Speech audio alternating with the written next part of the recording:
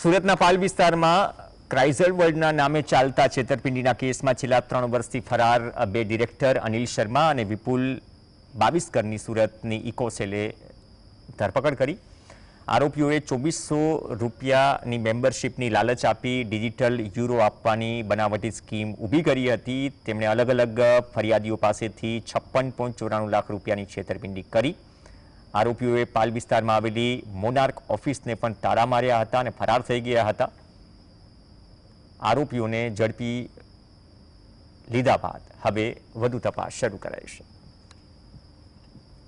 ક્રાઇઝલ world નામની company અગાઉ ગુનો દાખલ કરેલા, જેમાં 3 નાસ્તાપત્તા આરોપીઓ હતા, જેમાંથી આજરોજ આરોપી નંબર 4 જે અનિલ સુરેશભાઈ શર્મા તેમજ આરોપી નંબર 5 વિપુલ શિવજીભાઈ બાવિસ્કર નાઓને પકડી નામદાર કોર્ટમાં રજૂ કરી 1 દિવસના રિમાન્ડ મેળવી વધુ તપાસ પીએસઆઈ સોલંકી સાહેબ નાઓ કરતા વધુ તપાસ હાથ ધરવામાં આવેલ છે।